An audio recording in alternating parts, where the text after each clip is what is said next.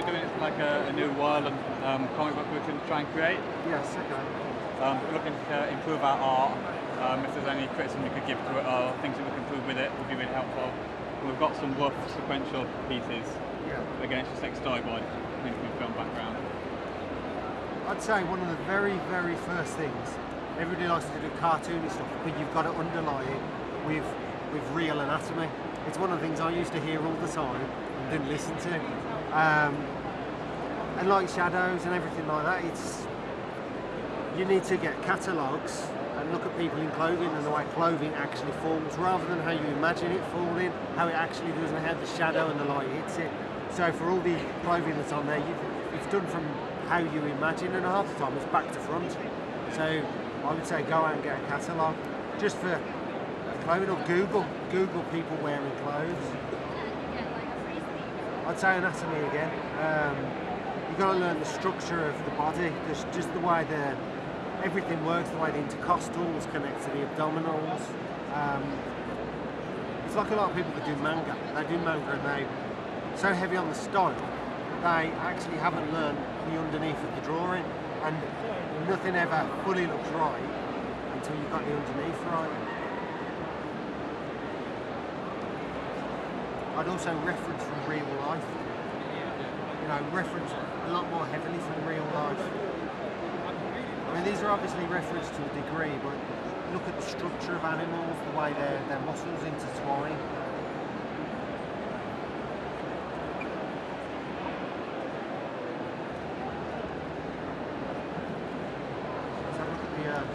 We're just really rough. We're just looking at doing page layout and like plots and stuff.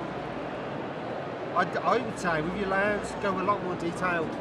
When you lay out, it's not. I mean, this would be a very, very first initial layout that you're seeing on a train. Thinking of this should be not detail pencil, where the lighting's going to come from.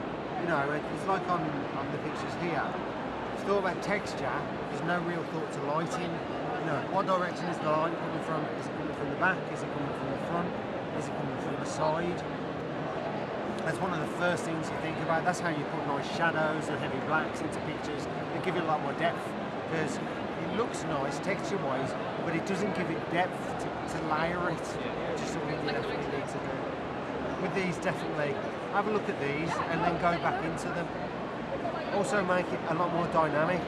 You're looking at this like you're looking at a screen directly on. Imagine what it would look like from an up angle, from above, in silhouette. I mean, that's a straight on. You could have his hand up here, his arm going down with his head, and it could be a shot from, upwards, which would make it a lot more dynamic. You need a lot more diamonds in it. Primarily, really go into your layouts. Do your layouts as detailed as possible. Maybe use biro, draw it all in biro, but heavy detail. That doesn't mean like the fur. That means all the structure of the body.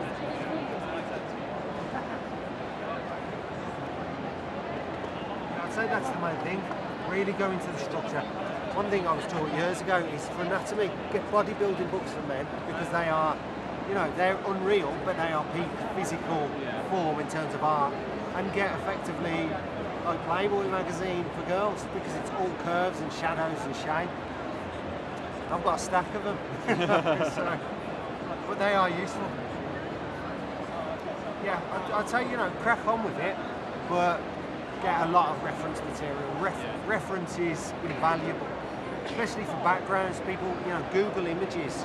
When you want to do a street, you imagine it a certain way, but when you Google it, you'll find there's all kinds of pipes, shadows, vents, drains that you don't think about. You walk into a hospital corridor, you think about the shape. There's all kinds of signs, shapes, rivets, fire drill things on the wall. Add all those things, effectively. Use what you've got, and then heavily reference it, and really put everything you can into the layouts. And then when you come to the pencil stage, stick them on like an A3 light box, blow it up and pencil it, again with extra reference, and then the same with the inking section. I'd say that's the best thing to do.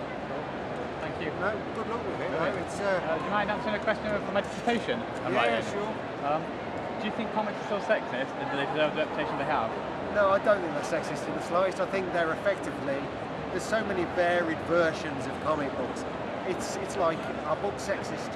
There's plenty of books where you've got the male protagonist and the female damsel in distress, and vice versa. So it's no more sexist than a book. Right, yeah. That would Thank be you very my much. answer. That's a Thank pleasure. you. That's okay. Yeah, can I just ask you a quick question about my dissertation? Is Hold on 1 second. it's all right. One and this one on the back. Okay. No, it's only in front.